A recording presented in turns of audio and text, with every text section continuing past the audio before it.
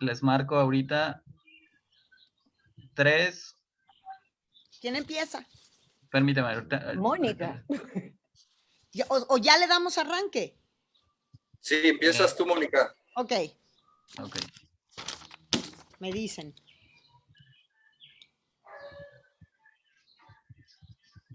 Listo. 3, 2, cue. Pero Bueno, pues no has abierto la sala, perdón, no han ingresado nadie, Rodrigo. A ver. Era para ver si estaban listas. Ah, ya. Christopher, sí, porque ¿me yo puedes también ayudar, no por los favor? veo, no, o sea, ahorita está rarísimo, no se ve Y yo acción. no veo a Yo Yolanda. tengo una página de Facebook Oye. frente a mí. Ya, se me perdió Yolanda. Veo Aquí estoy. Yo Ok. igual. Christopher, ¿me puedes ayudar? Pero Sí, la te voy a- cámara ahora está acá y solo veo a 3 de ustedes. Yo veo a. 4. Vale, voy a abrir la sala primero. Yo ya me oculté, para que empiecen a estoy entrar las presente, pero me participantes. oculté. Ahora se perdió Aide también. Sí, Aquí estoy. ya la vi. Ya. Si ponen ustedes mostrar video en cuadrícula, aparecemos todas. ¿Ah, sí? Pero es que Ajá, donde Ah. aparecen las... Pero entonces Ah. tengo que. Ok, pero entonces me lo Ah. Ya tengo entraron acá. las personas, tenemos 502 personas ya en la sala. Entonces, si gustas iniciar, te voy a regresar el mando para que puedas enviar a Facebook, Rodrigo. Sí, de hecho ya en Facebook ya estamos. Ah, de acuerdo. Podemos iniciar entonces. Ok. Ustedes me dicen, ¿eh?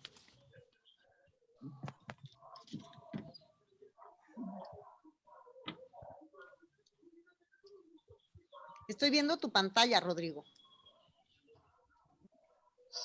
Sí. Y puedes dejar de compartirla y ya para que empecemos con Mónica. Dejar de. Sí, solo Rodrigo. Yo no hago nada, ¿verdad? Sí. No, Ok. ya estamos visibles. Listo. listo. ¿Listo? Adelante. Listo. Bueno, pues muy buenas tardes a todos el día de hoy. Gracias por acompañarnos en este conversatorio en el marco de este cuarto jueves de abril en el que se conmemora el Día Internacional de las Niñas en las TIC, en las tecnologías de información y comunicación.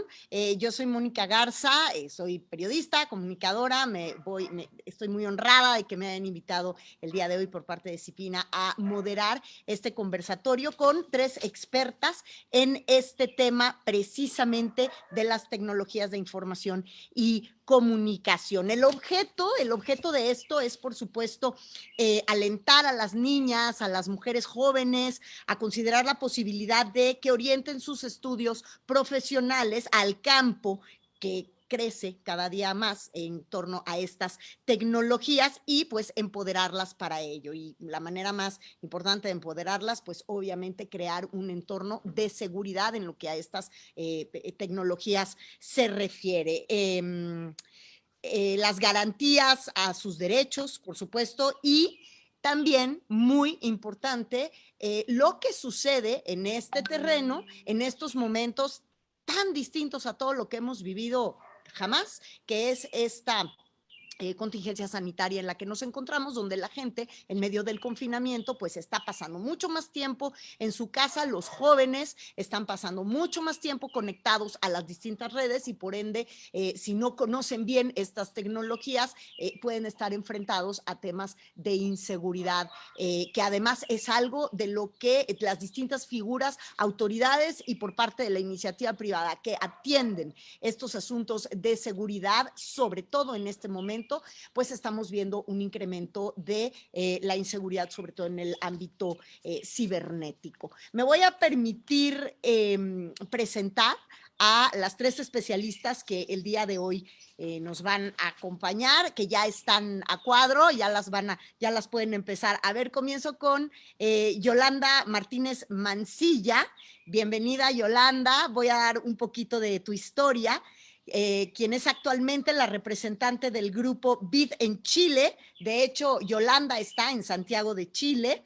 Ella contribuye al desarrollo de Chile mediante la generación de colaboraciones y sinergias a través de proyectos de desarrollo público y privado que mejoran la vida de las personas. Ella cuenta con una amplia experiencia en el diseño e implementación de políticas públicas en transformación digital, tecnologías emergentes y seguridad digital, debido, pues sí, a su implementación en gobiernos locales y nacionales en México.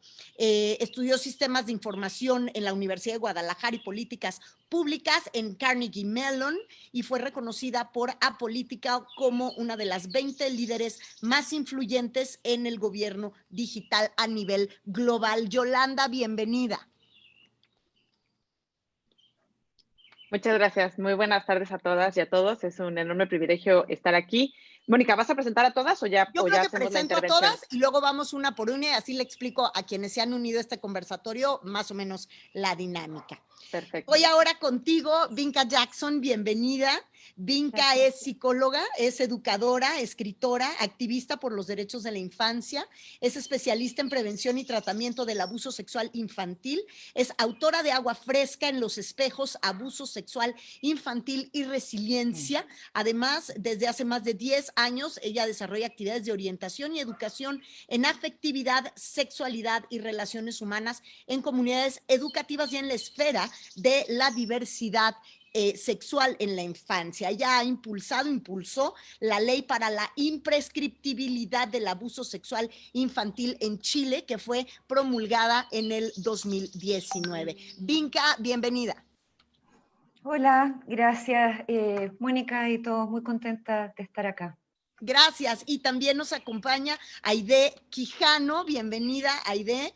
Aide es una comunicadora por el cambio social en la búsqueda de traducir temas complejos y técnicos a un lenguaje comprensible y accesible. Ella ha asesorado y diseñado campañas de comunicación para este cambio social y actualmente es líder de comunicación de Social TIC, organización con presencia en Latinoamérica que investiga y acompaña a personas y organizaciones en el uso estético de la tecnología digital para fines sociales. Es facilitadora, además de infoactivismo y de seguridad digital, parte de Ciberseguras, comunidad de reflexión y acción sobre género y tecnología. Bienvenida, Aide.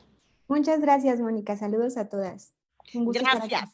Muchas gracias. Pues bueno, vamos a comenzar con un marco general sobre la expertise de cada una de ustedes, con unos minutos aproximados para que podamos comenzar a poner sobre la mesa los temas que nos ocupan el día de hoy en el marco de de la conmemoración de esta efeméride y después pasaremos a tratar de lleno lo que significa esto en el marco del COVID-19, lo que estamos enfrentando el día de hoy. Y luego, por supuesto, afortunadamente tenemos a muchas personas conectadas, pues habrá una gran amplitud de preguntas seguramente que surgirán el día de hoy. Así que, si les parece, comenzamos contigo, Yolanda Martínez, y el panorama en general sobre este tema y qué es lo que pasa en lo digital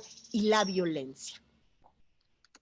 Muchas gracias. Bueno, pues hoy es 23 de abril, entonces recordar la importancia que tiene de un esfuerzo a nivel internacional de incluir a las mujeres en los espacios de tecnologías, de comunicación, de ciencia, de tecnología, de matemática, que es súper clave, ¿no?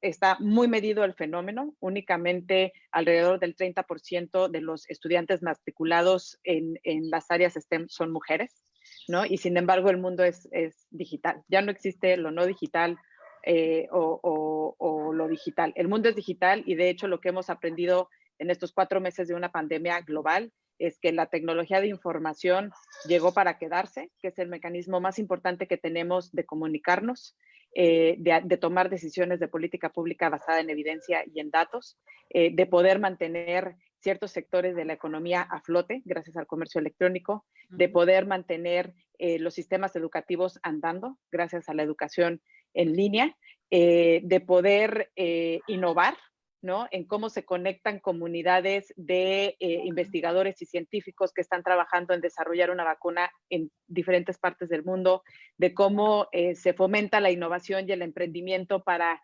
fabricar respiradores y que todas las evaluaciones técnicas de esos respiradores se puedan hacer a través de plataformas, porque no podemos salir, ¿no? Entonces hay equipos de innovación trabajando un respirador, equipos de factibilidad técnica evaluando a esos otros equipos de manera virtual, y todo esto es posible gracias a la tecnología. El poder estar teniendo este conversatorio y esta reflexión es gracias a que tenemos la tecnología como el principal aliado de la humanidad en una crisis de índole global. Y en ese sentido, me gustaría resaltar la importancia que tiene la transformación digital como una política de Estado. En América Latina y el Caribe, de los 26 países miembros del Banco Interamericano de Desarrollo, únicamente 14 tienen publicada una estrategia digital nacional, un documento de política pública que oriente las prioridades de los países en cómo van a utilizar la tecnología para cerrar las brechas de acceso, para asegurarnos que las personas pueden ejercer libremente sus derechos, para capitalizar el desarrollo y la reconversión laboral hacia los desafíos de la cuarta revolución industrial. Y el tener una agenda permite marcar el rumbo, el tener una agenda permite sentar esas prioridades, esas líneas de acción, con qué indicadores se van a medir, cómo van a trabajar las diferentes instancias de gobierno, la sociedad civil, los organismos internacionales en hacer que esa agenda se cumpla. Si no se tiene la agenda al más alto nivel, es muy difícil la instrumentación. Adicional a que solamente 14 países de la región tienen una agenda digital, si ya nos vamos a quienes tienen una estrategia de ciberseguridad, el observatorio que tiene el Banco Interamericano de Desarrollo con la OEA levanta un reporte y las últimas estadísticas que tenemos es que al menos 13 países de la región tienen una política de ciberseguridad publicada en sus gacetas oficiales o en sus diarios oficiales. Entonces denota la importancia que tiene el tema, pero que todavía hay un gap si consideramos que son 26 países miembros. ¿Por qué son tan importantes los documentos rectores? Porque permiten alinear esfuerzos. La mayoría de los países en la región son federados, es decir, tiene que haber documentos rectores en las instancias federales que permitan articular la política pública en las instancias estatales y municipales, y sobre todo que sean acciones de ecosistema. La transformación digital no es nada más responsabilidad del Estado, es un esfuerzo conjunto donde se tiene que ir muy de la mano para realmente capitalizar sus beneficios. Importante también resaltar el esfuerzo que ha hecho Naciones Unidas dentro de la Agenda de Desarrollo Sostenible, con los objetivos muy marcados que a nivel global la alianza es comprometernos a que el 2030 se cumplan. El objetivo 5 está directamente asociado a tema de paridad de género y el objetivo 16 está directamente asociado a tener una mejor institucionalidad. En estas dos vertientes es muy importante la articulación para hacer que una agenda digital tenga beneficios muy tangibles. Y cuando ya nos vamos a la parte de seguridad en un entorno digital de las niñas, de los niños y de las adolescentes, el modelo que definió México con el sistema ha sido un buen ejemplo a seguir, porque justo lo que marca es eso, es un sistema que trabaja con comisiones, que articula a diferentes actores como es el Ministerio de Educación, la Agencia Responsable de Seguridad, las áreas de gobierno digital que diseñan servicios para la ciudadanía, en tener articulada una estrategia que permita tener acciones muy puntuales. Uno, de por ejemplo, cómo hago efectivo el derecho de las niñas, niños y adolescentes en un entorno que es digital. Cómo trabajo para tener protocolos que permitan a cualquier iniciativa pública, privada, de la sociedad civil, que tenga que ver con lanzar una campaña de inclusión, pues que cumplan esos criterios mínimos. ¿Cuáles son esas competencias básicas que quiero construir masivamente en mi población de niños en el sistema educativo, de profesores, que es uno de los principales retos que se tienen, de padres de familia en general?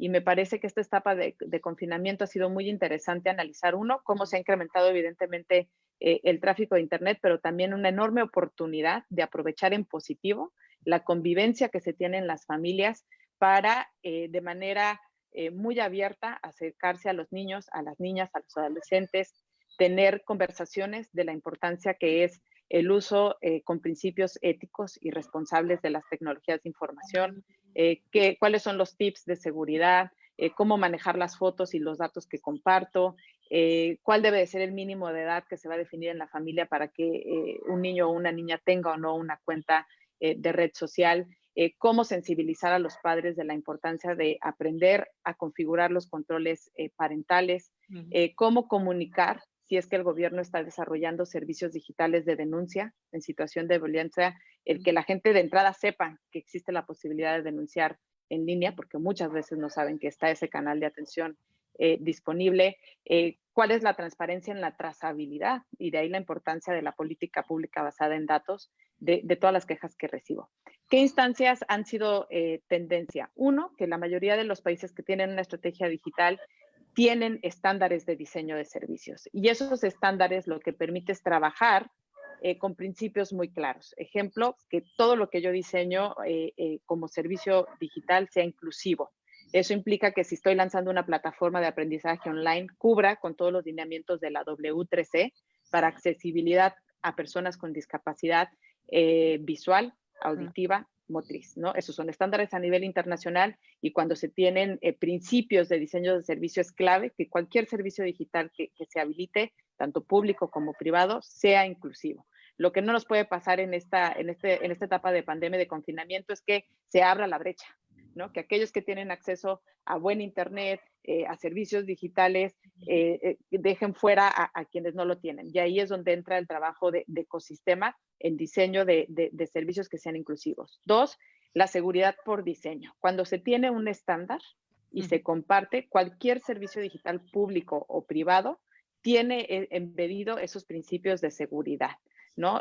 Una leyenda muy clara de términos y condiciones que aplique al país en materia de protección de datos personales, criterios muy claros de quién está administrando la información, quién únicamente la está almacenando, qué lineamientos aplicables a la ley de protección de datos se obliga a quien está poniendo ese servicio digital a disposición.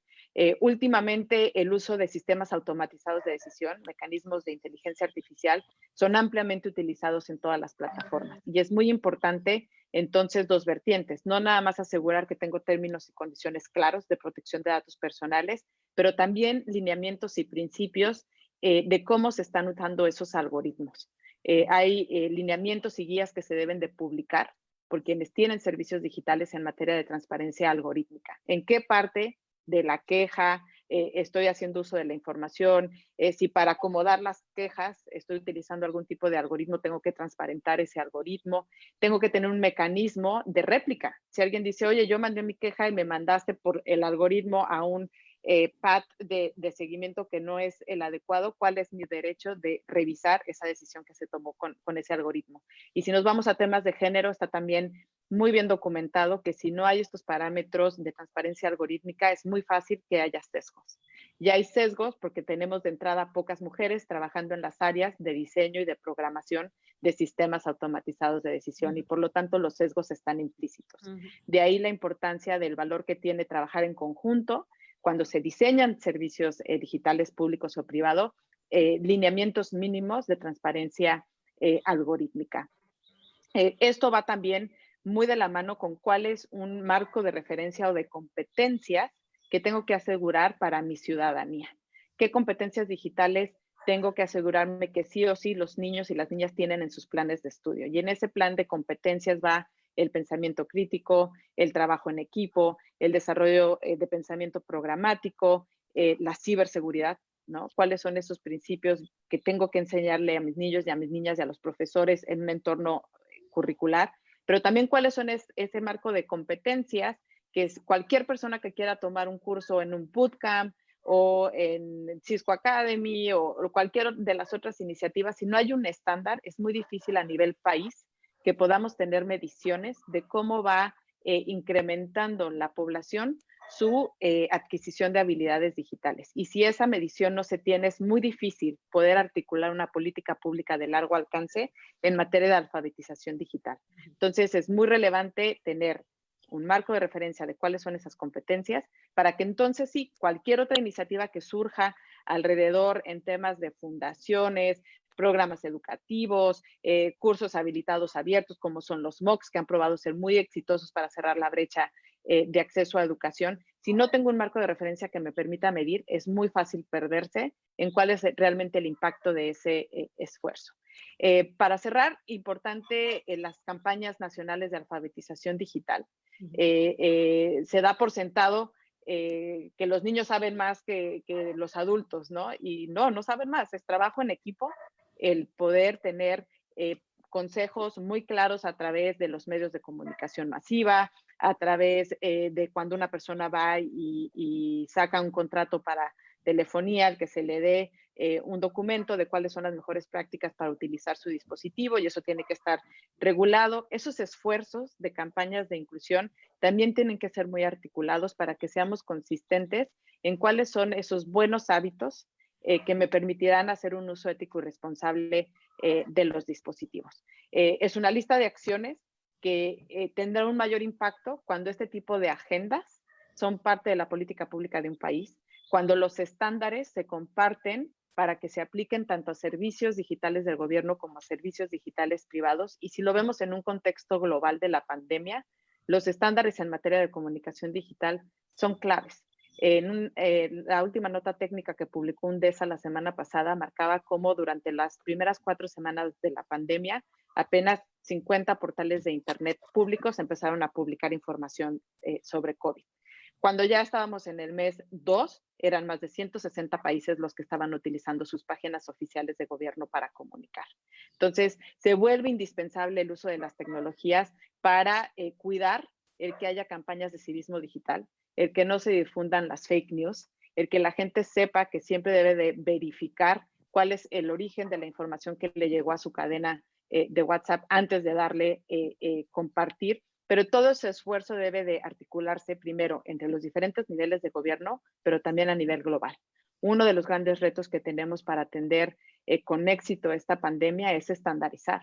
Hay muchísimas apps en todos los gobiernos para llevar trazabilidad, pero si no hay un estándar que comparta la OMS con los diferentes países que están desarrollando sus tecnologías, se diluye el impacto. ¿Qué va a pasar cuando yo pueda viajar a México? Capturé mis datos en la aplicación de Chile, me los tendría que reconocer México, porque si hay un estándar de compatibilidad, no tengo por qué saturar los sistemas de salud mexicanos si yo tengo un alta del sistema de salud chileno.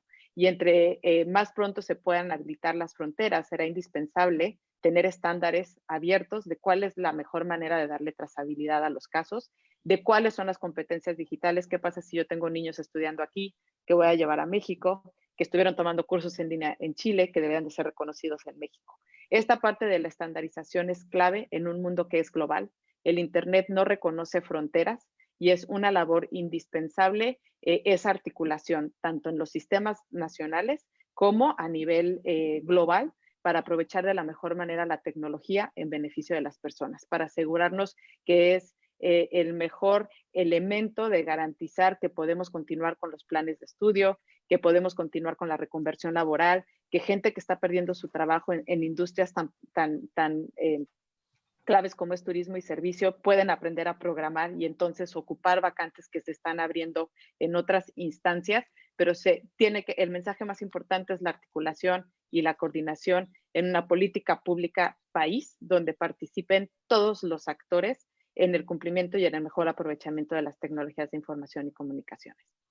Muy bien, Yolanda, pues lo que nos estás diciendo, y sí, es clave y fundamental, y sobre todo nos lo demuestra ahorita la situación por la que estamos atravesando. ¿Qué sería del mundo si no estuviera activo lo digital? No tendríamos manera de seguir, de permitir que el mundo siguiera echado a andar a nivel comercial, a nivel seguridad, a nivel comunicación, información, por supuesto, y esto de lo que tú hablas de una homologación o una universalización del lenguaje digital, pues sí es fundamental, porque sí va a convertirse cada vez más en una suerte de idioma universal, más allá del idioma que en el que tú hables o el que tú manejes, sobre todo para los niños, realmente tener estos protocolos de acción y de seguridad pues prácticamente en todo el mundo. Y ahora me voy justamente que vamos a hablar de seguridad con Vinca. Me gustaría continuar contigo, Vinca Jackson, porque justamente hoy en la mañana en el noticiero que yo conduzco tuve oportunidad de platicar con el titular de semáforo delictivo en nuestro país, luego de los últimos datos que se han dado a conocer, y asimismo he estado con analistas especializados en temas de seguridad, hablando de lo que la inseguridad cibernética está amenazando en este momento el confinamiento, y particularmente lo que tiene que ver con violencia. Por increíble que nos parezca, la violencia intrafamiliar tiene muchas manifestaciones, y en el momento del confinamiento también esta violencia se puede dar, y son nuevas delincuencias a través de lo digital. Y una de las cosas, porque sé que tu especialidad, como lo leí hace rato en tu currícula, es el abuso sexual infantil y la protección de los niños y las niñas y los adolescentes en este sentido. El día de hoy, en medio de este confinamiento, también el abuso sexual intrafamiliar se está dando en unos niveles realmente alarmantes. Al menos son nuestras cifras en México, y quiero pensar que en el mundo entero, pues el escenario es similar. Así que te paso el micrófono, Vinca Jackson, para que nos platiques un poco acerca de esto, el abuso sexual infantil y la protección a lo que niñas, niños y adolescentes deben de estar sujetos. Gracias, Mónica. ¿Se escucha bien? Sí, perfecto. Perfecto. Yo escuchaba con mucha atención a Yolanda, pues como bromeábamos un poco antes de partir la sesión, aquí hay algunas que son más jóvenes y están más vinculados con lo que es las TICs, y otras que somos de otra generación, nosotras dos, que ha sido todo un aprendizaje. Yo soy mamá de 2 niñas, una que tiene 31 años, en realidad es una mujer, y otra niña pequeña, más pequeña, de 11. Entonces, mientras la mayor egresaba de la secundaria con la explosión de Facebook, la más pequeña nace ya en un mundo digital completamente, y eso le exige mucho a los papás y a las mamás, a mí misma, en términos de aprender una cuestión con la que ya veníamos viviendo, pero que a la velocidad que cambia es inimaginable. Internet, yo desde que apareció encuentro que es fascinante, y encuentro también que trae una contraparte de peligro muy real, no lo digo desde un punto de vista paranoide, sino que mamífero, de, ok, esto es peligro y frente a esto tengo que organizarme de una cierta manera, y siento que por una parte, tal cual decía Yolanda, hay todo como un diseño de lo que necesitamos, y lo venimos viendo hace tiempo. Pensaba en Sugata Mitra, un profesor que a comienzos de los 2000 insistía con esto de la escuela en la nube, el capacitar a todo el mundo, el multiplicar conocimientos, abuelas por Skype, maestras retiradas que pudieran apoyar a los niños, etcétera, y como hacer esto un conocimiento mucho más colectivo y comunitario. Y estamos en el 2020 enfrentando esta pandemia, y nos damos cuenta que enfrentamos una serie de limitaciones todavía. La Comisión Interamericana de Derechos Humanos decía que debería ser agregado como derecho humano el derecho a la conectividad, porque toda esta maravilla que yo escuchaba hablar recién, de qué manera baja a nuestra realidad si tenemos países donde la conectividad es por lejos inferior al 50%, incluso mucho menos, y en áreas rurales todavía menos. Los teléfonos han sido mucho más, son tan accesibles que se dice que hay 5 billones de teléfonos y personas usando teléfonos celulares. Hay más acceso a teléfonos celulares que al agua, ¿ya? Ese es el tipo de locuras de nuestro planeta. Y claro, a lo mejor desde los teléfonos se suple bastante, pero por internet, en esta crisis, que muchos niños tendrían que estarse educando, no todos tienen computador, no todos tienen acceso a conectividad. Ahora, yendo a la parte del peligro o de la seguridad y del cuidado, que como bien señalaban ustedes, parte desde la educación sobre todo, ir bajando la información, ir compartiendo. Si vamos a comprar un celular, que nos digan para quién es para alguien pequeño, en realidad debería haber un límite de edad desde el cual partir hacia adelante. Todo eso, cuando tú lo miras a la luz de las violencias de este ciclo o de las de cualquier ciclo, pero ahora aumentada, se vuelve mucho más importante. Hay un dato de la International World Foundation, IWF, del 2017, que señalaba en ese momento que cada 7 minutos por internet o por la web mundial circulan imágenes vía streaming de abuso sexual infantil, ¿ya? En vivo. Tailandia, Camboya y Filipinas, durante lo que lleva esta crisis, ya han señalado que aumentó el streaming de abuso sexual infantil. No entregan bien las cifras y yo creo que quizás está en un gesto de cuidado para no traumatizarnos más, pero ese dato está. Y eso en el mundo de la web. Por otro lado, como tú bien señalabas, Mónica, en lo que ha sido el contexto de confinamiento que se ha ido dando a nivel global, también las violencias contra los niños, lejos de disminuir, aumentan. Y esto en general, el año 2008, cuando fue la gran crisis económica en Estados Unidos, aumentó tanto la muerte y las lesiones por trauma de cabeza, o sea, por golpes a la cabeza, que la Asociación Americana de Pediatría publicó un documento especial para prevenir el trauma de cabeza.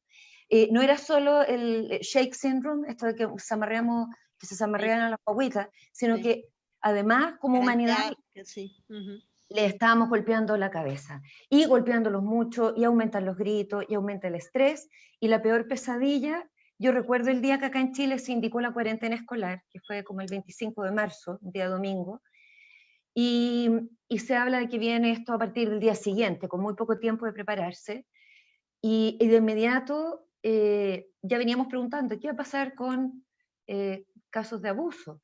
Porque también en el mundo digital hemos hablado más de grooming, de seguridad, de ciberseguridad, de prevención del ciberbullying, de cuidado con los contactos que tenemos con el exterior, los niños y los adolescentes con quien se comunican, estás viendo la cara de alguien de 11 o 12 años y quizás es alguien de 50, etcétera. Pero poco hemos hablado en general a lo largo de los años de las situaciones de incesto que se dan entre 4 paredes, de las situaciones de violencia que se dan entre 4 paredes. Son temas que son difíciles, nos duelen, obviamente no queremos mirar el horror, pero llegó el minuto de hablarlo. ¿Por qué además? Porque tal cual se prevía, o sea, yo soy sobreviviente de abuso también, entonces cuando escucho confinamiento, cuarentena, lo primero que pensé fue en los niños y niñas que iban a quedar encerrados con su abusador por un tiempo indefinido, sin mayores recursos, porque incluso los adultos podían tener permisos especiales durante la cuarentena para ir a comprar, o para ir a la farmacia, o para cuestiones como específicas, pero los niños iban a quedar encerrados. ¿A quién le iban a pedir ayuda? No es llegar yo hablaba con la policía chilena hace un par de semanas, y los teléfonos de ayuda quedan básicamente inutilizados, porque en el minuto que un niño toma un teléfono, o sea, son varios pasos, tomarlo, marcar, y de explicar por qué está pidiendo ayuda, ya el abusador pudo haber intervenido y quitar ese teléfono. A pesar de eso, dato interesante, que también nos pone en este lugar como de humildad, que no es de humildad así como bajemos la cabeza y entendía como sometimiento, sino como de me abro a recibir todo lo que tengo que aprender. En RAINN, en Estados Unidos, que es lo único que ha publicado como datos más concretos, los niños con otra cultura, otra educación sobre el abuso, otras estrategias de los medios de comunicación social para estar hablando del tema siempre, tuvieron un aumento de llamados, pero exponencial, de niños directamente. Nunca había llamado tanto niño a la red de RAINN, que es como Rape, Abuse and Incest National Network, y 67% de los niños reportaba estar siendo abusados por un familiar directo, y un 79% por alguien viviendo dentro de la casa, vale decir, allegado o familiar no directo, o del lugar donde estaban residiendo, es decir, foster homes, hogares de acogida o hogares del sistema de protección. Lo terrible es que la propia red decía, fuera de escuchar, fuera de quizás dar algo de contención emocional, incluso logrando alguna trabajadora social llegar ahí, no tenemos dónde poner a esos niños durante la cuarentena, ni pensar en los niños que están todavía detenidos, niños migrantes en Estados Unidos y en otros países o en campos de refugiados, que a dónde van a ir, a dónde van a denunciar. Por otra parte, y esto por eso decía lo de la humildad, uno dice ya, aumentó. No, en otros estados o en otros lugares disminuyó, pero no es que disminuyó el abuso. Entre una semana y la siguiente que se decreta el confinamiento, la baja de denuncias puestas por otros adultos cuidadores que interceden por los niños bajó en un 50%. ¿Por qué? No porque disminuyó el abuso un 50%, sino porque se había perdido el adulto que intercede. Y pensando en esto del confinamiento y de la escuela a distancia, claro, hay niños que a lo mejor, y esto hay que tenerlo muy presente, su trauma lo viven en la escuela cuando son víctimas de bullying, de acoso, de violencia dentro de la escuela, que pueden haber tomado como hasta con un alivio el ir a la casa. Pero para muchos otros niños perdieron su lugar de descanso, de refugio, de estadía por muchas horas sin ser abusados, y de además contar con una serie de personas extra, o sea, profesores, personal administrativo, entrenadores, personal de los jardines, de todo lo que estamos en la escuela, a quienes poder pedir ayuda. Entonces uno ve que pese a tanta tecnología que tenemos hoy, la inteligencia artificial, procedimientos mínimos como qué vamos a hacer con el encierro que puede desencadenar estos aumentos de la violencia contra los niños, no los teníamos listos. Se implementó, conforme iba avanzando la cuarentena, en distintos países, una palabra clave, ponte tú, para que las mujeres pudieran denunciar violencia intrafamiliar, redes donde se podía llamar y tú te quedabas callada, por lo menos para que se enviara una policía a visitar. Pero para los niños, nada. Y ese protocolo es muy necesario, sobre todo para los profesores, porque son los únicos que están teniendo contacto, aparte de la familia, ya vía online, en los lugares donde hay conectividad. ¿Qué pasa si un niño en un chat pide un SOS a un profesor? ¿Cómo se canaliza esa de la misma manera que siempre? ¿De otra manera? ¿Tiene cambios? Porque hay todo un protocolo en las escuelas en el caso de que uno reciba la develación de un niño. Eso se modifica ahora, lo pensamos, y si no lo pensamos antes, no es como para que ahora nos hagamos el harakiri, vamos pensándolo pronto, ahora ya. Porque si es como se ve, que puede que haya cuarentenas dinámicas o rebrotes o incluso otras situaciones que nos van a exigir nuevos cambios in situ, muy rápido, en 24 horas, que tengamos estos temas pensados, y aquí es donde entra el vaso medio lleno, por lo menos de todo lo que hemos visto. Creo que se habló del virus como un gran nivelador o ecualizador. ¿Todos nos vamos a enfermar por igual? No. El virus ha sido un gran revelador también de las desigualdades y las fragilidades que se distribuyen de manera distinta en la humanidad. Y frente a eso, ¿cómo nos vamos a organizar para que esa brecha le pegue lo menos posible a los niños, niñas y adolescentes y a cualquiera de nosotros a cualquier edad? En el vaso medio lleno yo decía, bueno, vuelve la mirada hacia la comunidad, porque incluso mientras los gobiernos lidian con tomar las mejores decisiones, algunos más inclinados hacia el cuidado hoy, y luego veamos lo que pasa con la economía, o tratando de sortearlo como en una suerte de malabarismo, otros siento que han puesto mucha presión en la economía, una economía que en general ha protegido poco la vida, y ahora nuevamente se pone así como por encima. Y no es que uno no entienda que es de interés público la economía y lo que pasa con nuestros trabajos o una posible recesión, pero hemos escuchado tanto que esto justifica sacrificar la salud pública, sacrificar la educación pública, sacrificar tantas cosas que lo miramos como con resquemor. Como sea, son decisiones difíciles las que están tomando los gobiernos y los estados, y es el minuto de nosotros también, a lo mejor si no tenemos incidencia directa en las decisiones de los estados, o de lugares de influencia como comunidades, de todas maneras sentir que hay un poder, que es el pensamiento, de verdad, el sentimiento de la mano del pensamiento, para ver cómo resolvemos también estas cosas en un edificio, en una cuadra, si puedo copiar un teléfono que puede ser de ayuda, a lo mejor paso por las casas y lo reparto, o lo pego en un lugar visible en el paradero de micro o de bus del transporte público cuando se vuelva a utilizar, o me dedico a conversar de estos temas, porque uno que ha trabajado también con abusadores sabe perfectamente que el cerco mayor de cuidado, porque te lo dicen, o sea, es una información no teórica, es testimonial, es cuando se ve una comunidad activa. Se puede estar queriendo establecer la relación con un niño que podría terminar siendo víctima.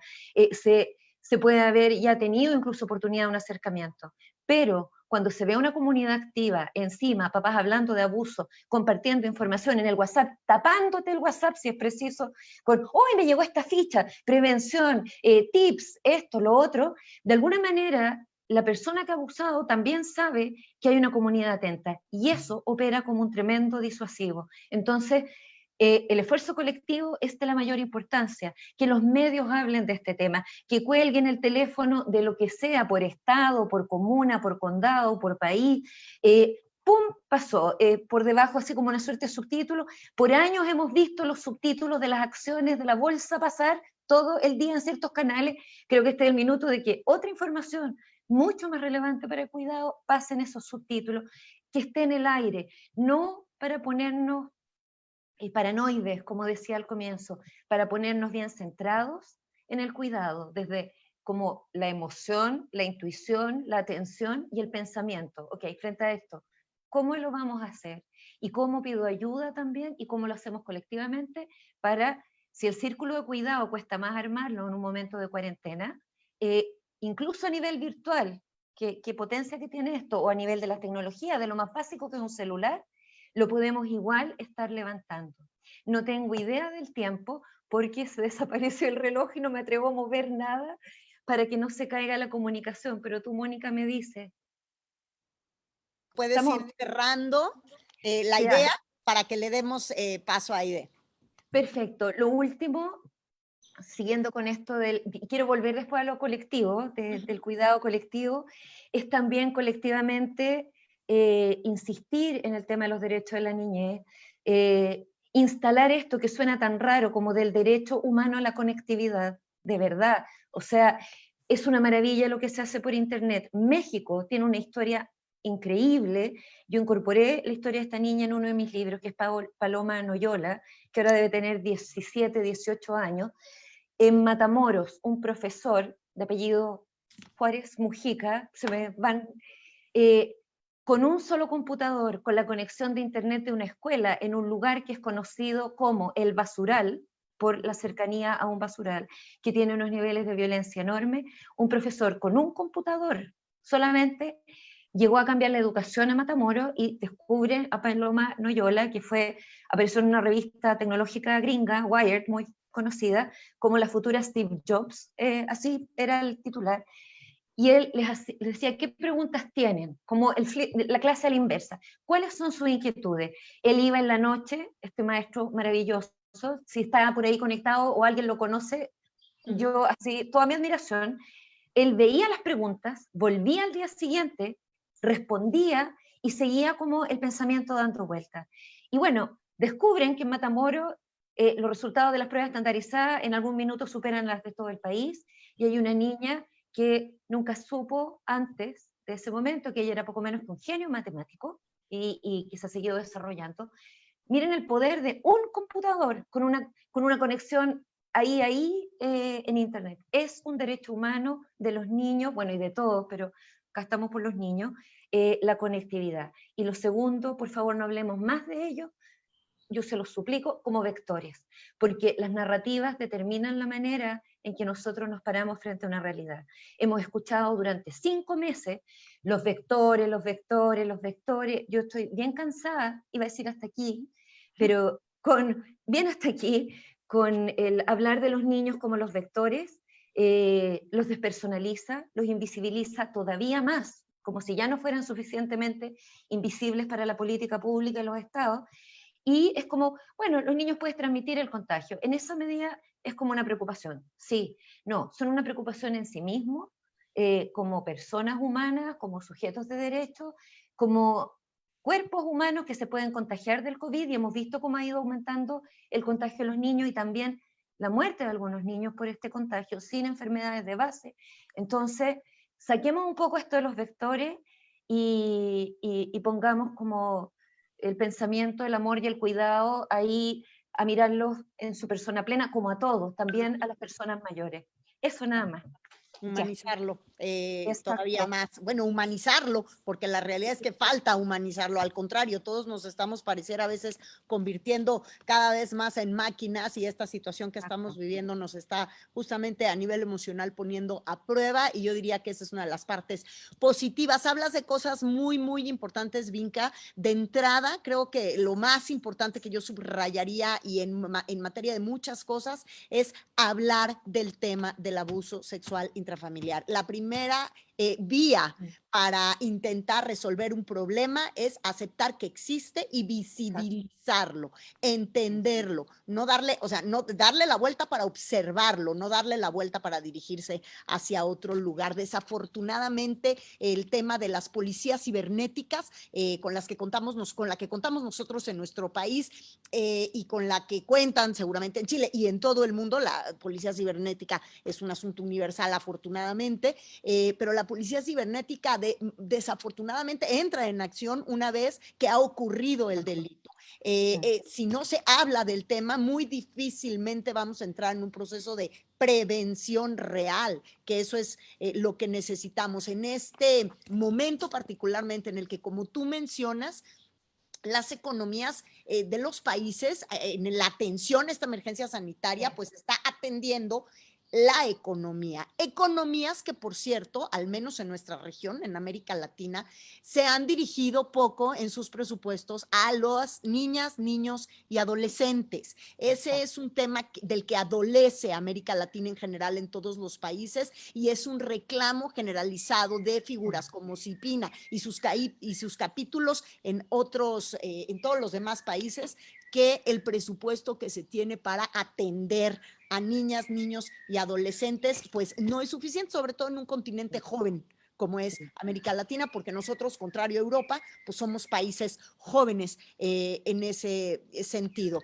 Y en cuanto a lo que mencionaba Yolanda al principio, de que tenemos esta idea de que los niños están como que nacieron con este chip tecnológico y están más acercados a la tecnología y lo hacen mucho más fácil que los de otras generaciones, pues sin duda es así, pero en esta hambre por aprender y por tener acceso a todo este universo inmenso que da la tecnología, la situación cibernética, las redes sociales y demás, pues no se toman el cuidado de ver cuáles son las herramientas para protegerse. Tú comentabas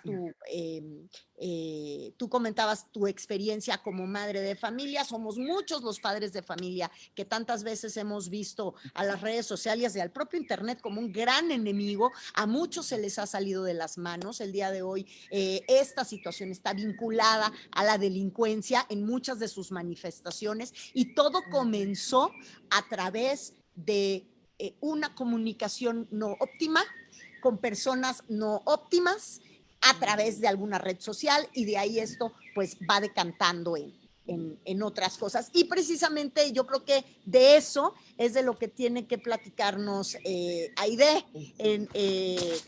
Aide Quijano, a propósito de las herramientas y orientaciones prácticas para ciberseguridad. Esto me permite darte paso a ti, Aide, bienvenida. Muchas gracias. Igual creo que me encanta participar en este punto porque tengo bastante carnita justamente que Yolanda y Vika han compartido. Entonces, me gustaría como comenzar también como en un orden cronológico porque más o menos así me acomoda la cabeza, pero también para que nosotras hagamos como una memoria de la primera vez que nos relacionamos con la tecnología, ¿no? O con las ciencias de las matemáticas o con la ingeniería, ¿no? Es decir, con las STEM, con los que conocemos como las ciencias STEM. Y esto solamente para traerlo a la memoria, porque eso nos da también luz de cómo ahora es la relación de las niñas actualmente y los niños adolescentes con la tecnología y con estas ciencias.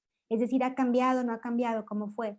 No sé si recuerdan ustedes la primera vez que tuvieron como este contacto con, yo recuerdo como 3 momentos muy claves y ustedes me dirán si si tienen también, si son distintos, porque justamente también esta charla es como intergeneracional, pero también estamos en distintas culturas, ¿no? Entonces es interesante ver eso. Pero recuerdo mucho 3 puntos. Uno, que empecé a dibujar a escala porque mi papá me enseñó a dibujar así. O sea, fue como que para aprender a como hacer una calca de un dibujo, fue a través de dibujos a escala. Entonces él me lo hacía chiquito y yo tenía que hacerlo súper grande. Había una relación ahí entre el dibujo y las matemáticas a través del juego bien interesante, que no reflexioné hasta un poquito más grande, ¿no? Cuando ya quería hacer un dibujo, ya me recordaba de esa técnica y cómo mezclarla y fue como, wow, justamente las matemáticas no solamente son una tarea, ¿no? O una clase que llevo en la escuela, sino me sirven para muchas otras cosas. Y relacionarla con el dibujo fue como una poderosa técnica que me ayudó como a vivirla de otra manera, ¿no? De ahí hubo otro momento que fue los videojuegos totalmente, porque sí me tocaban los videojuegos y definitivamente los gozaba y los sigo gozando hasta el momento, pero después me fui alejando un poquito más y llegó Internet. Y ahí fue como donde todo fue como, ¡pum!, explotó la cabeza, ¿no? La primera vez que me conecté a una computadora a Internet, pues obviamente fue para foros de chats y empecé a usar Hi5 y un montón de esas plataformas que alguna vez utilizamos y existieron y que han ido cambiando. Y después pues vino Facebook y todo lo demás, pero yo conocí Internet no como una red social, lo conocí como algo también en lo que me metía a investigar, en lo que hacía relaciones con otras personas y que me servía para como saciar una curiosidad, ¿no? Como que tenía la forma de establecer conversaciones y preguntas que a lo mejor no podía hacerlos o no sentía como la confianza tal vez de hacerlos en otros espacios. Entonces todo esto, digamos, como esta cronología, esta historia con la tecnología y el Internet, pues me creó otra realidad, digamos, otra reflexión que al punto de ahora pues lo veo distinto. Y como decía justamente, las narrativas, que esas historias que yo creé, que yo viví, pues ahora marcan otra realidad. Entonces ahí viene la primera reflexión que quería como compartir con todos ustedes, es cuáles son esas narrativas, esas historias, esas anécdotas que están viviendo ahorita las niñas y los niños adolescentes a través de la tecnología. Y pensando en un contexto bien particular como el que estamos viviendo ahorita, ¿no? Que es un reto, justamente, el confinamiento, cómo estamos también teniendo esa relación. Y definitivamente nadie estaba como preparado para esto, nos cayó de sorpresa, es algo sin precedentes en alguna manera.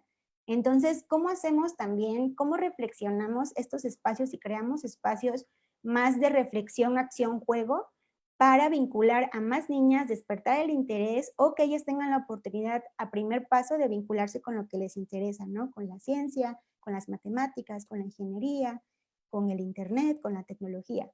Y después de eso, creo que eso abrirá muchos espacios también para que podamos tener más niñas participando, más jóvenes, más mujeres, porque eso va sembrando una semillita, ¿no? Actualmente yo no me di cuenta de cómo me volví como activista de medios digitales, pero de un momento a otro me di cuenta que me gustaba tanto y que gozaba tanto porque estaba relacionado con un gozo, con un disfrute, que eso fue lo que me permitió explorar cada vez más, ¿no? Y saciar bastante la curiosidad. Otro punto que quería resaltar, que es el segundo, después de hablar de la relación que construimos con estas ciencias, es, bueno, después de eso, ¿cómo es que yo construyo y hablo también de cuidados digitales y de bienestar? Y es respondiendo mucho a tu pregunta, Mónica, ¿no?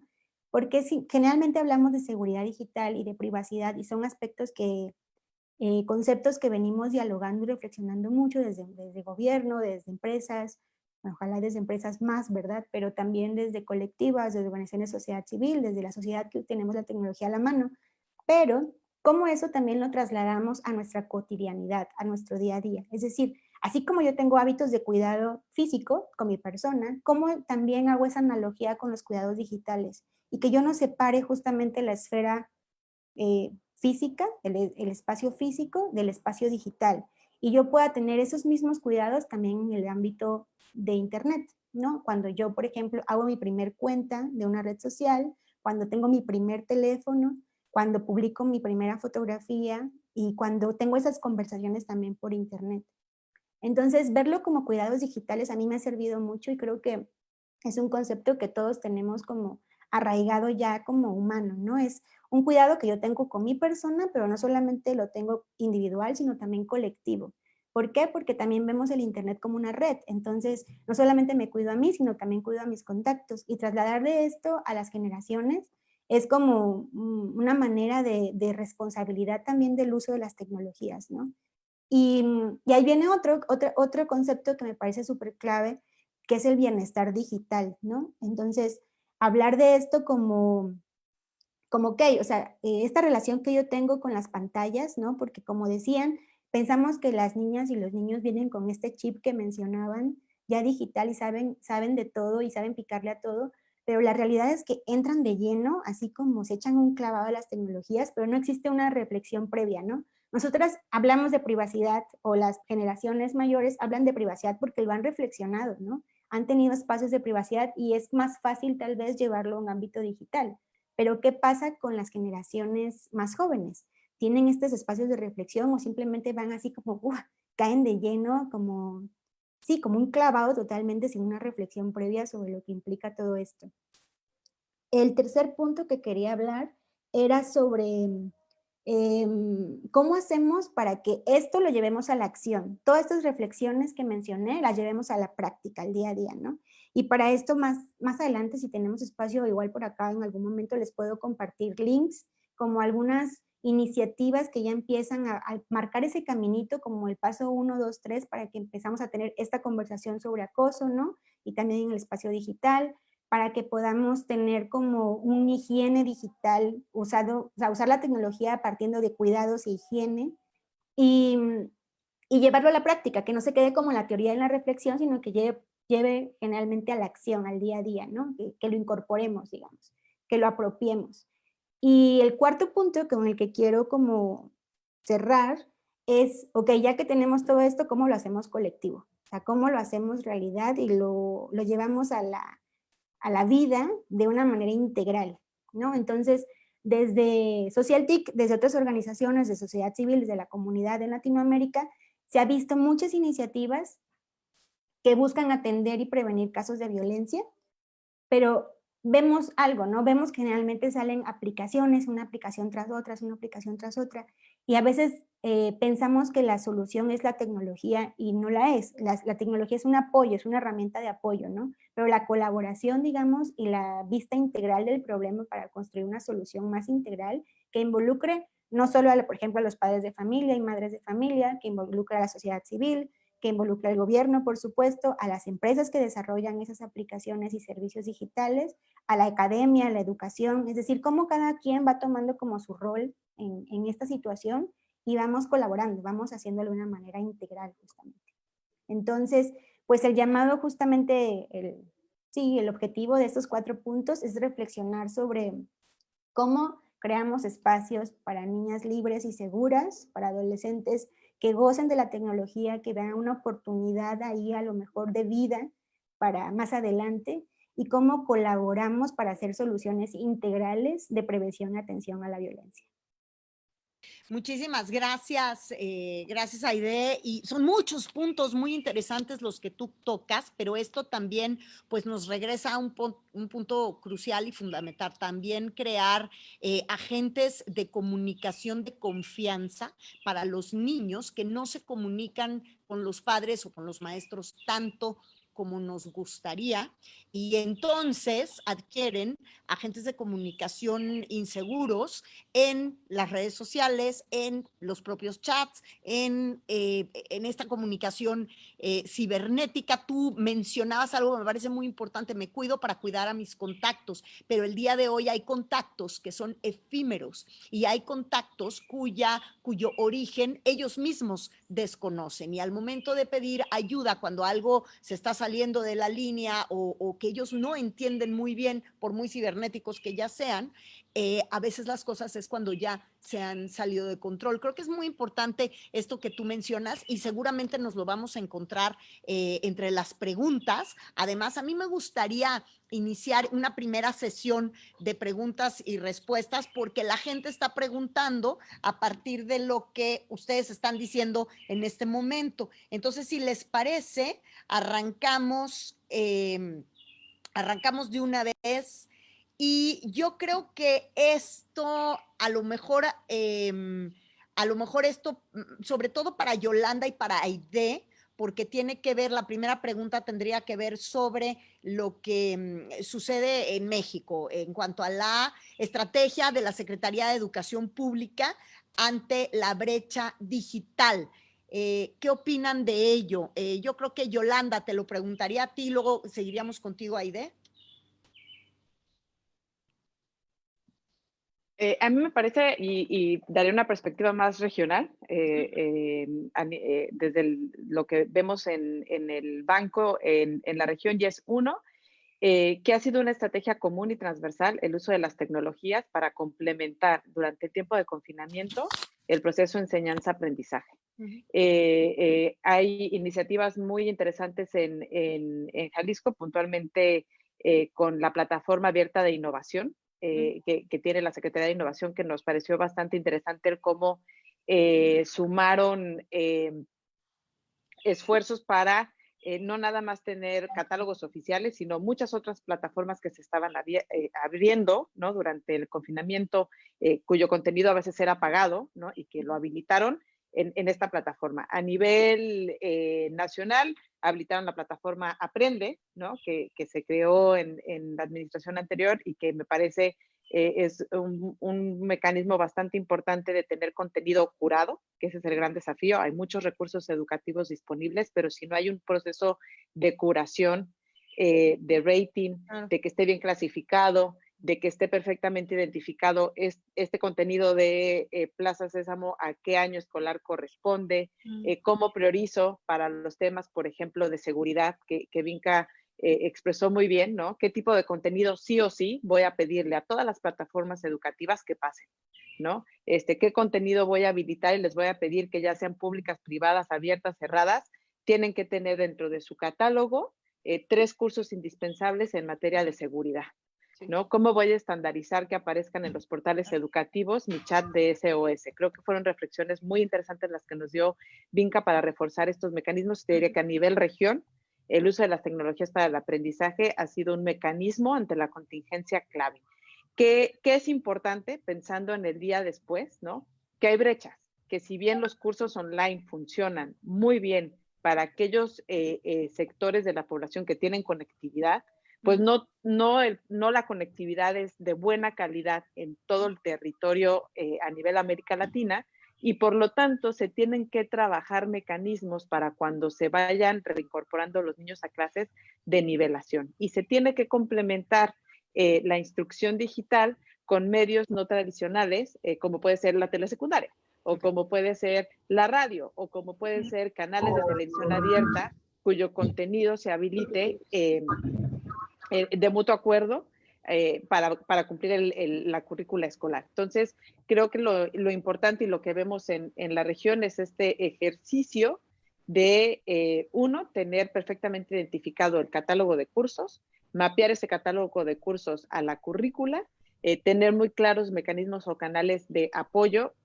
para situación de emergencia o de inseguridad, pero también estar pensando en otros canales como puede ser televisión abierta y la radio, en contenidos que los profesores puedan ir a ciertos espacios de conectividad, actualizar para dar clases en grupos pequeños cuando se habilite la incorporación a clases, pero el gran aprendizaje, y vuelvo a repetir el mensaje, súper importante tener estándares de competencias digitales que permitan hacer un buen assessment de quiénes sí desarrollaron ciertas habilidades, quiénes no, que permitan también acortar esa brecha cuando se puedan reincorporar las clases en la medida que se vayan haciendo las cuarentenas menos estrictas y conforme a los criterios que marquen los diferentes ministerios de salud y de educación.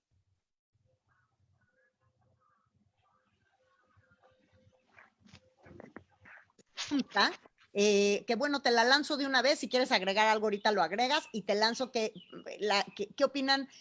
No, más bien si nos pueden proporcionar sitios seguros para capacitación sobre TICs. Sí, justamente complementando lo que decía Yolanda, yo antes de pasar a los recursos, es como también revisar, por ejemplo, en el paquete de estudios o en las plataformas que elijamos, cada escuela, cada institución, cada organización, revisar muy bien como qué temas son transversales y que incluyen, ¿no? O sea, es decir, que nos desenfoquemos un poco de la herramienta, es decir, la herramienta sirve, pero dónde está el contenido y cuáles son las habilidades que estamos fortaleciendo, ¿no? Y como decía al principio, no solamente es la habilidad solita, sino que viene acompañada de una reflexión. En cuanto hagamos esto, tiene mucho más potencial. Entonces, uno de los puntos que quería mencionar, como sin listarlos, es verificar si habla de privacidad, si tiene un enfoque de derechos, si habla de cuidados digitales o seguridad digital, y si tiene también un enfoque de género, ¿no? Porque el hacer como digitalizar algo, digitalizar la educación, no simplemente quiere decir mandar todo a una plataforma o a un webinar y ya está, sino también cambia mucho la dinámica de participación y de educación en general.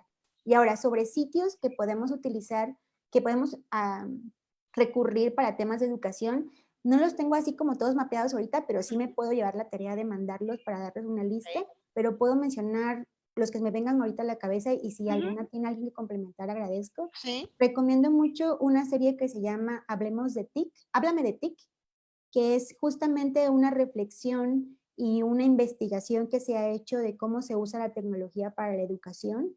Es Háblame de TIC, tiene toda una serie de libros y habla de todo, desde video, audio, texto, blog, todos los formatos que podamos imaginar y que pueden ser muy útiles.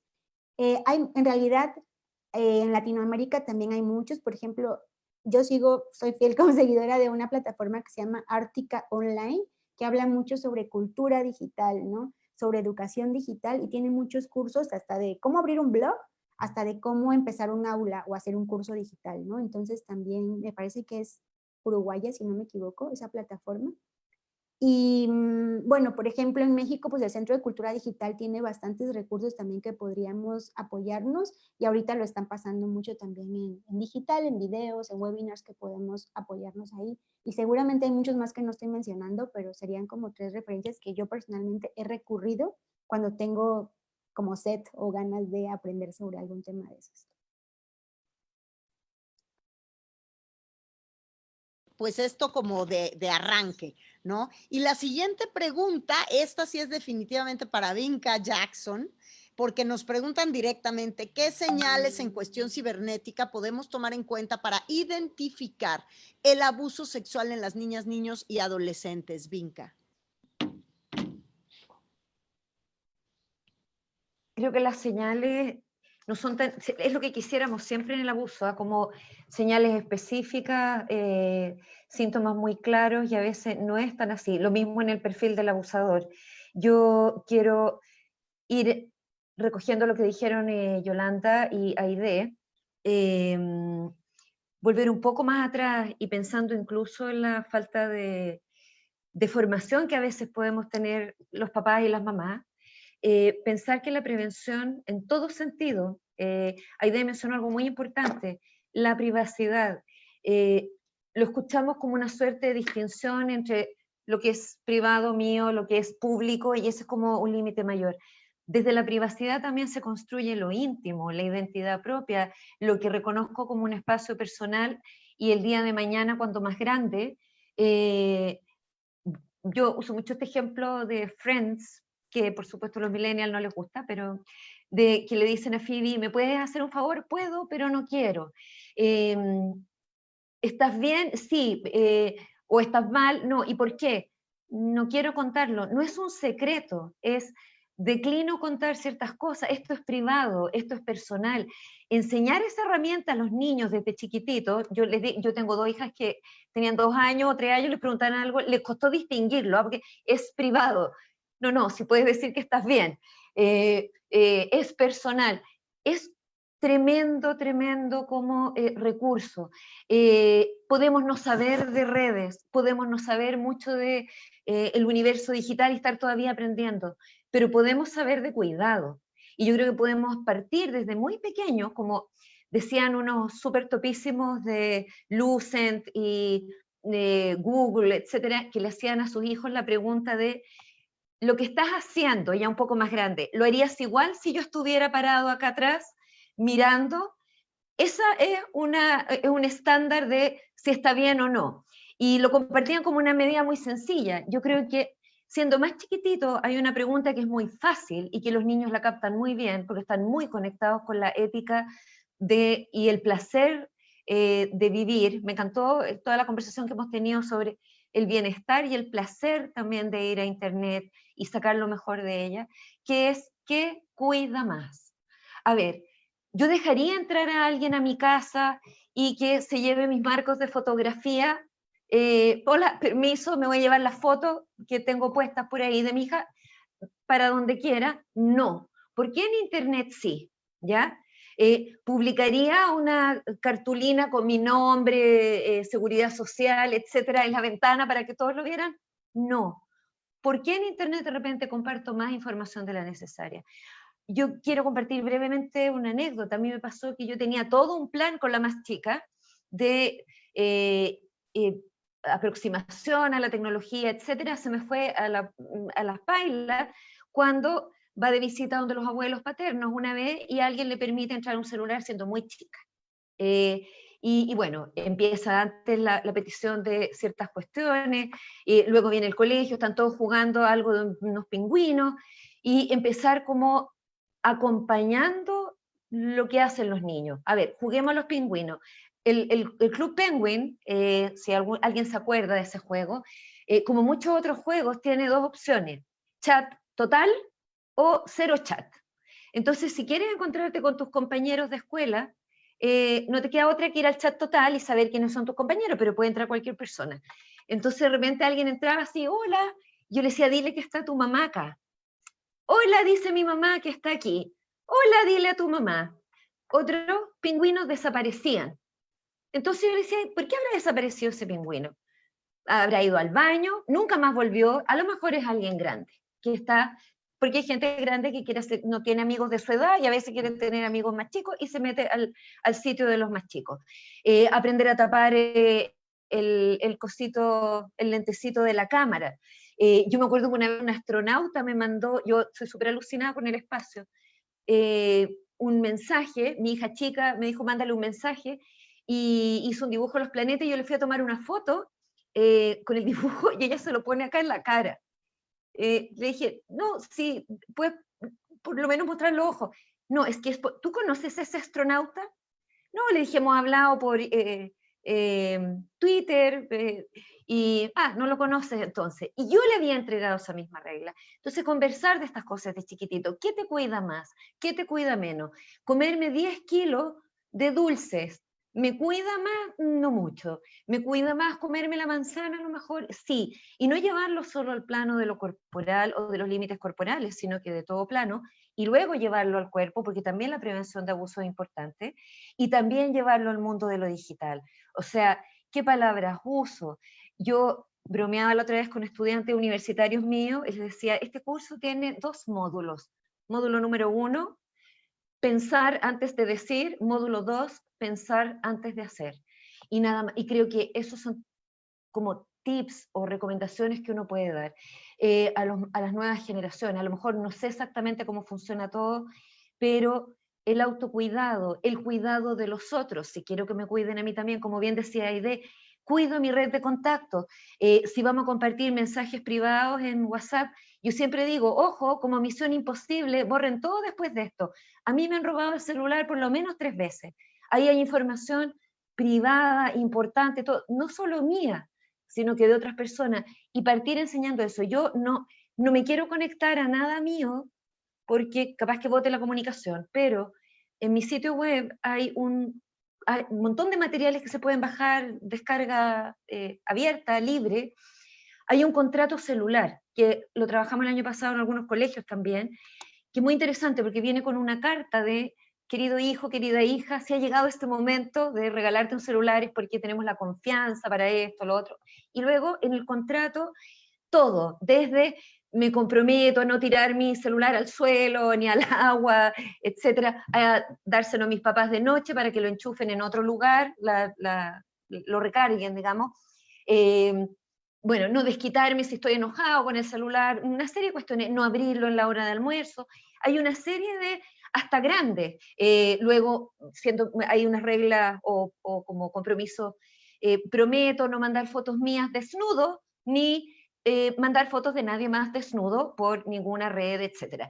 Y hasta que llega a, prometo o me comprometo a que si algún día manejo o hago otras cosas, no voy a estar mirando o estoy cuidando a alguien, no voy a estar mirando el teléfono si estoy siendo responsable de algo más, ¿ya? O sea, dejo el teléfono de lado.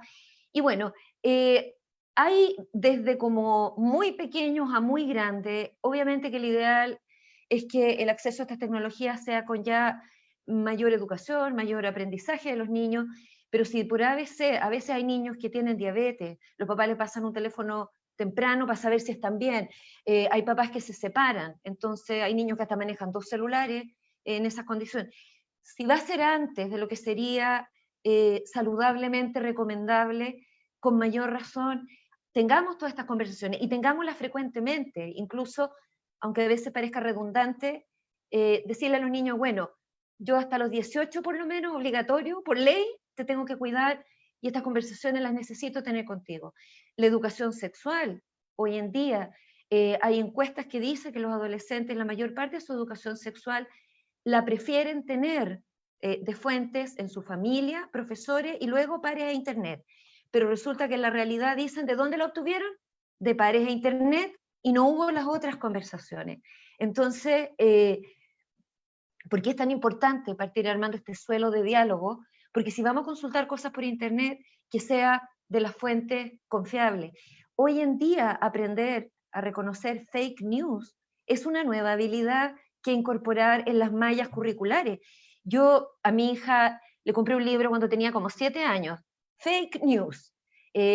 Cuestiones muy sencillas, o sea, las tortugas tienen un tamaño máximo de tal y no de Godzilla, ¿ya? Y se dice que hay una tortuga del tamaño Godzilla, ojo con esa fuente. Y así pequeñas cosas, porque el día de mañana, como ustedes dos bien decían, pensar antes de hacer y antes de hacer clic otra vez, ¿será verdad esto? ¿Quién lo dice?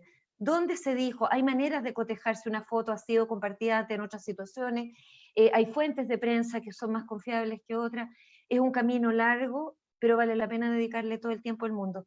En la página está el contrato celular que yo les señalaba. Por último, es muy interesante conversarlo, aunque uno no tenga celular, porque plantea varios temas que a veces hasta nos da vergüenza hablar con los niños, y que es una excelente oportunidad de decir, uy, me encontré con esto, que da para conversarlo. O mientras cocino, si voy a hablar de educación sexual, uy, leí algo que... y no parar de hablar y de educar. Yo voy a parar de hablar y me voy a quedar callado, eso sí, porque ya, yo creo que está lista la respuesta. Muchísimas gracias a las tres. Desafortunadamente se nos fue el tiempo volando. Yo me siento muy contenta y muy honrada porque tenemos una cantidad de participantes impresionante y además muchísimas preguntas que yo creo que se les van a quedar a ustedes más bien de tarea para que suban a sus plataformas el tema del abuso sexual intrafamiliar y de la violencia doméstica en estos momentos de confinamiento son las que se están llevando la mayor parte de las preguntas. Recordemos que hay algunos padres de familia entre los que nos ven, pero también hay maestros, por lo que me doy cuenta, algunos funcionarios públicos. Entonces, es muy importante que retomemos, en mi caso como periodista, como comunicadora y en mi espacio en ADN 40, pues yo me comprometo a tomar el tema lo antes posible, mañana mismo de ser de necesario, y de hacer participar al resto de mis colegas periodistas, subirnos a este tema del abuso sexual intrafamiliar, porque como somos un país también muy conservador y muy guadalupano, preferimos callarnos el tema, o las familias prefieren callarlo antes de denunciarlo o hablarlo, y si no se habla, pues no hay manera de prevenirlo. Entonces, esto es muy importante. Ustedes han estado viendo las preguntas también. Yo les soltaría como última pregunta, ya para cerrar, porque el tiempo ya nos ganó, que nos den 3 puntos básicos, cada quien de forma muy concreta, para que no nos vayamos un minutito cada quien. 3 puntos básicos para proteger a nuestras niñas, niños y adolescentes en el terreno cibernético. Adelante, Yolanda. Bueno, principalmente, uno, construir una relación abierta y de confianza alrededor de la tecnología. Creo que eso ha sido un mensaje bastante consistente entre Vinca, Aide, los comentarios que estoy viendo en el chat. Entonces, es súper clave visibilizar el tema, tener elementos para informarnos de cuál es la mejor manera de tener conversas, tanto con nuestros familiares cercanos como con nuestra comunidad. Ese es el segundo mensaje. La labor de tener una buena estrategia de ciberseguridad es el trabajo colectivo. Ese sería el otro gran mensaje. señalizar si estoy viendo una cosa que no me parece que sea la adecuada, no hacerse como de la vista gorda, que es algo muy común en los países latinos, sino realmente sensibilizarnos de la importancia que jugamos cuando todos cuidamos de todos y de todas, especialmente de nuestros niños, niñas y adolescentes. Y 3, tener una acción colectiva en la co-creación y en el diseño de la política pública en materia de ciberseguridad. No es nada más responsabilidad de un ministerio o de otro, o de una secretaría o de un nivel de gobierno versus otro. El tener una estrategia digital que garantice el ejercicio pleno del derecho de las personas es una responsabilidad colectiva. Entonces, entre mayor activismo haya en un codiseño de los protocolos, los lineamientos, la estandarización, mejor se aprovecharán las tecnologías de información en beneficio de las personas. Y en ese sentido, pues, agradecerles el espacio para el Banco Interamericano de Desarrollo, el poder tener la oportunidad de compartir y de fortalecer este tipo de ejercicios y de diálogos que visibilicen el tema y que nos permitan aprender todas de todos, es siempre un enorme privilegio. Muchísimas gracias, Yolanda. Aide, adelante. Sí, para padres y madres de familia, pues justamente, y también para academia, maestros, maestras, abrir el diálogo, tener estos temas, llevarlos a la conversación y no solamente hablarlo, sino también llevarlo a la práctica. Es decir, participar, como hacer una convivencia también sobre los temas. Ah, ¿te gustan los videojuegos? Bueno, cuéntame qué estás jugando, juguemos juntos una reta, ver qué está pasando, como conocer un poco más qué está pasando, qué está sucediendo en Internet y cómo yo puedo también apoyar ahí y que también el niño, la niña, el adolescente se pueda tener el conocimiento de cómo actuar y responder ante ciertos escenarios. Para sociedad en general, para el gobierno, para todas las organizaciones de sociedad civil, empresas, es crear mecanismos integrales de atención y prevención a violencia hacia niños, niñas, adolescentes y no solo apps. Las apps solamente son un apoyo, pero no resuelven ningún problema. Necesitamos mecanismos integrales. Y para organizaciones que hacen campañas sobre juventud, dirigidas a jóvenes también, involucrar a la juventud, involucrar a los jóvenes, porque necesitamos campañas que hablen de joven a joven y no solo campañas que sean como adultocéntricas muchas veces o que queremos como copiar un poco ese espíritu juvenil, pero pues qué mejor que sean los mismos jóvenes que participen y creen el contenido y que se hablen de ellos mismos a ellos mismos y se contagien. Muy bien, gracias Aide. Vamos, cerramos contigo, Vinca. Decía Vital, en el contrato celular, de hecho, consultado con adolescentes, porque ellos son los que ahí nos pueden indicar. 3 cosas también. 1, recordar el derecho al tiempo de la niñez, no ir con apuro en esto, tener la confianza de decir no todavía y no pasa nada y ponernos de acuerdo con otros para cuidar juntos. Si resulta que en un colegio dan permiso en una escuela para tener celulares a los 11 años, llevarlo al colegio y resulta que no todos los niños están en la misma, quizás podemos ponernos de acuerdo entre papás y mamás, decir esperemos un poco y llegar a un punto medio donde tratemos de cuidarlos a todos lo mejor posible, pero derecho al tiempo, no hay ni un apuro en esto. 2, presencia, presencia, presencia. No es sobreprotección, es acompañamiento, es ir incluso 2 pasitos hacia el lado, atrás, pero viendo cómo se van ganando autonomía, que nos enseñen a jugar, ser parte de su mundo, pero también ser siempre los adultos cuidadores, ya todos, profesores, papás, mamás, personas que están en la calle y que de repente ven que en un paradero hay alguien mucho más grande compartiendo un contenido pornográfico con alguien muy chiquitito, y decirle, oye, a mí me pasaba en el transporte del metro, el subterráneo, de ver que están hablando cosas, lo más grande es decirle así, hay alguien chiquitito ahí, y entienden al tiro, y cambia el diálogo, hay una cosa de cuidado ahí también. No temamos pedir, cuidar. Y para los estados también aprovechar la lección que nos está dejando esto para sentir que nada es demasiado, hay que prepararse, usemos la imaginación colectiva y del lado de la sociedad civil pidámosle también a los estados, tenemos representantes en los parlamentos, en distintas instancias de gobierno, no temamos escribir, no temamos preguntar, no temamos llamar a los medios. Hoy día las redes sociales, si algo permiten, que una maravilla, uno ha conocido hasta sus héroes por Twitter, o sus maestros, gente que leyó. Hablemos, no importa si lo planteamos extraño. Yo me da mucha vergüenza cuando hago preguntas tecnológicas, y aclaro, tiro mi edad, poco menos que fecha de nacimiento, para que no crean que no entiendo nada. No, es una cosa generacional. Ocupemos eso, porque de nuestras preguntas también, de los comentarios de los adolescentes al Estado, o sea, se nutre también la política pública nacional y la política pública del planeta, que es como una sola república ahora, eso.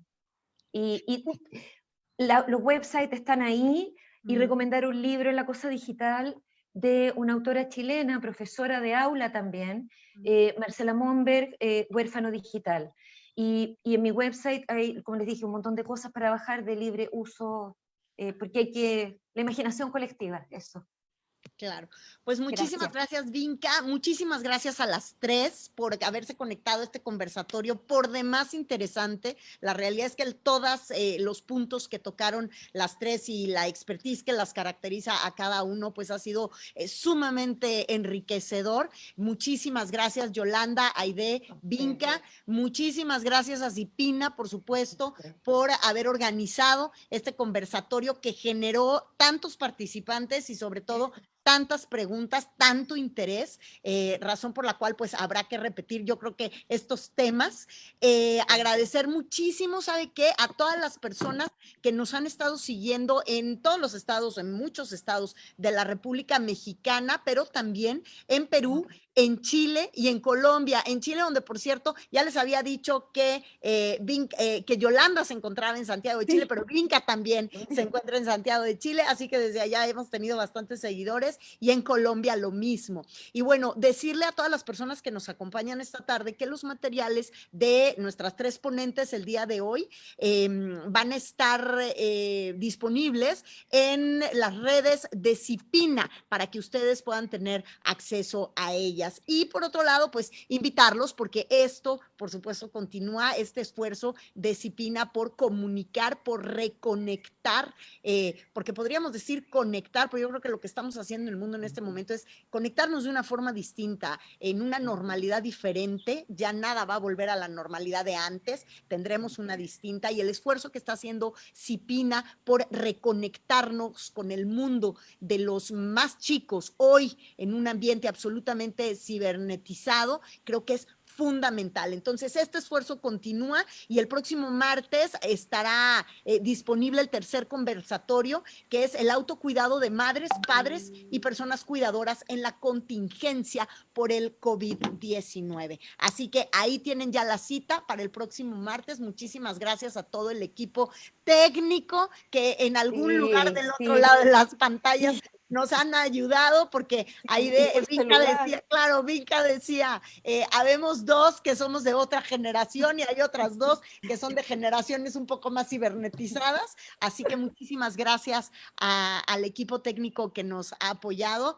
Yo soy Mónica Garza, un honor para mí moderar este conversatorio esta tarde. Muchísimas gracias. Seguimos en contacto a través de pues nuestras redes sociales, de nuestras distintas plataformas, y encima porque lo que nos han dejado tanto la gente que ha visto este conversatorio, a las ponentes de tarea, como esta experiencia que me deja a mí de tarea como comunicadora, es subirnos a este tema por sobre muchos temas, particularmente en este momento tan distinto, en esta vida tan distinta que nos va a tocar enfrentar a partir de esta situación sanitaria. Muchísimas gracias a todos, gracias a las tres. Gracias. Gracias, hasta luego. Gracias a todo el equipo de Cipina. Gracias. Gracias.